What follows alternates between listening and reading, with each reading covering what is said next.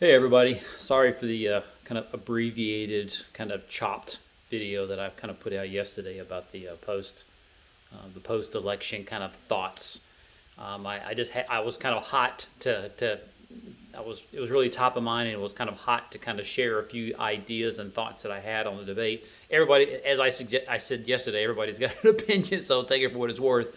But I was on YouTube, and I recorded the video, and damn it if I didn't click the wrong button afterwards and completely lost it. I was like, crap. And I was determined to get those few thoughts kind of out there before, while it was kind of fresh on my mind, before I had a meeting that I had to jump to, which I've actually got a little bit of time now, so maybe I can be a little bit more thoughtful in my point. So I'm not going to repeat much of what I said yesterday, but there was one thought that did get kind of chopped that I wanted to kind of flesh out a little bit further, and that was in regards to maybe what was Trump's strategy kind of going into that debate, and I kind of laid those out. So people need to bear in mind that Trump is not a reactive person. He is not a shallow, just I can't think of any of the word beyond. It's just kind of reactive. I mean, there is a lot of thought behind everything he does.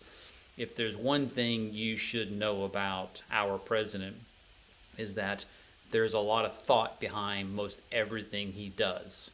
So, given going in thinking on that yesterday, one of the analogies that I made that got abbreviated yesterday was that, if you think about a boxing match, what typically happens during round one is a bit of a feeling out your opponent. What can and can I do? How is he going to respond to this? What can my follow-ups be? Yeah, and I truly think that the first debate was all about Trump just feeling Biden out and what can I do. And of course, the other 2 points I made, which I'm not going to elaborate on, but I think he was venting. He was obviously a lot of what's been going on for the past few years, and especially over the recent months, that he's contained himself and been very thoughtful on how he's responded to a lot of the stupidity that the press threw his way. He kind of, he unloaded a little bit. Good for him. And it worked to his advantage because he wanted to poke Biden and try to get him to lose his cool, and which he did a little bit. I mean, Biden contained himself for the most part, but there were times when he did kind of lose his cool, and so it was effective. So, it felt good to vent, and it also served a purpose to kind of poke at Biden to try to get him to unload. But, the third thing, again, was, feel Biden out and see what he can do with this thing. And in Bongino, I listened to Bongino yesterday, and he made a point that I hadn't really thought about, but it was really good, and that was, and I want to reiterate that here, and that was, number one, I think Trump, because he is very thoughtful and strategic around what he does, he probably looked at the numbers and said, you know what, there are no undecideds out there, which I don't want to get an aside here, but I did breeze by some news outlets that were, had some town halls kind of asking people what their thoughts were on the debate, and they had, Trump, pro-Trump, Biden supporters, and undecideds. Whoops, excuse me, I didn't mean to do that. Pro Biden, pro Trump, and undecideds. And I find it extremely hard to believe that there's undecideds out there. I just find that to be just a stupid idea. I can't imagine anybody being undecided. So I think people have kind of picked their sides. People have their allegiance, their preferences, and in any event. So I think our president says, my base is my base. I'm going to make sure that I just kind of solidify my base, and of that base, I'm going to try to push to get as many of those people out to vote 100% if possible. I mean, I think Trump naturally has a strong base, and there's going to be a strong percentage of that base that's going to go vote. He wants them all to go vote. So I think that was number one, was to kind of box that in and solidify it. And then number two, in the efforts around kind of poking Biden, get him to denounce, his party lines that have been kind of carved around him, such as, the one that was blatantly obvious to me was the Green New Deal. He got Biden to basically denounce the Green New Deal and take kind of a different tact. So that was one. There was another one, and off the top of my mind, I don't remember what it was. It was like one or two others that he got Biden to walk away from, denounce. And and that should have shook his foundation considerably. So I think in the pure spirit of what each party stands for, what each person stands for, and a true and fair election, to me, it's kind of a no-brainer, and I sleep extremely well at night knowing that we're going to continue doing well in this respect. I think what Trump is kind of pushing hard and fighting against is the corruption of the voting system. That's sure to happen, and we're seeing it happening. All right, so the more people that we have, and this is speaking to you, and one reason why I wanted to put this out there is everyone needs to vote. And like I said in the last election, whether you vote for or against Trump, whether you're pro one side or the other, I think this is trying times, and we all need to make our voices heard. Don't let the political elite, don't let the nefarious, deep state make this election the way they want it to be. Go out and make your voice heard. Go to the polls. Go to the voting booths and vote yourself.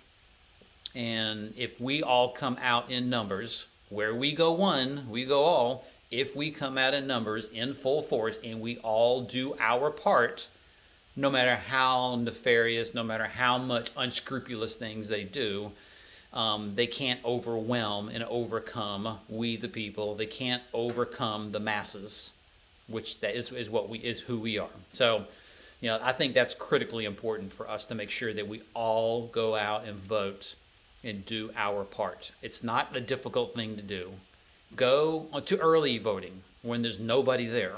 So, historically, early voting is like nobody there. You're in, you're out, you did your part, and you move on. Don't wait till the day of. Unless by some strange freak of nature you're undecided, you can't figure it out, do that.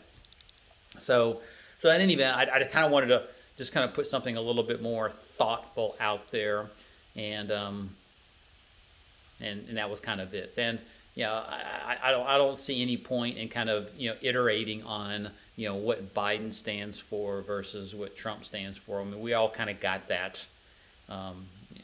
It's right there in your face. He's the most transparent president ever. He tells you exactly what he thinks. He does exactly what he does. If I were to kind of boil it all down into two really simple facts, historically, politics, the president has gone through this election cycle, and they've said all kinds of glorious things and kind of got people all spun up on what they're going to do, and they did nothing. Nothing. And Biden is basically setting aside the fact that he lied. He lies like a pro. He just lies and is like a pro. And in any event, anything Biden says is just voice. He's had 40 plus years to kind of do all the things that he's gloriously talking about, and nothing's really happened. So, his record stands on itself. You know what he's going to do, and he's not going to do anything. Whereas Trump, why the deep state and all those people that are hypnotically following the deep state, what scares the crap out of them is that Trump does do what he says. You just look at what he said with campaigning for this term, and what he said he was going to do, and what he's done. He's done everything and more. The wall, which no one talks about anymore. Damn it, if he's not going to have that wall completed by next year. I think it's up to over 350 some odd miles at this point. So the wall's being done. The border's being closed down. He's brought peace. He said, Israel and, peace to the Middle East. Going in, he said this is probably going to be the toughest thing he's ever had to do, and again, I'll be damned if he hasn't done it. He's actually bringing peace to the Middle East, and basically cornering Iran on an island, and cornering the Palestinians on an island where they'll be like, well, we're kind of all alone. Maybe we'll join it. Maybe peace is better. He's withdrawing, troops, bringing military home. So that's a big part, and it hasn't been any wars, battles, fighting across his term. And at the end of the day, I mean, if you have any insight into what's going on, I think the military-industrial complex is a big driver behind everything that's going on globally, among other things. And they're not making any money if we're not at war. That's really what a lot of this is about. So bringing all of them home, not taking the bait on the stupid things that happen that are obviously stupid prods to try to get the military engaged again. They're not making any money, and that's that. You know, money drives behavior, and I think money and power and influence drive most all of the negative, nefarious things that are happening globally. So, you know, that's a big thing. You know, North Korea.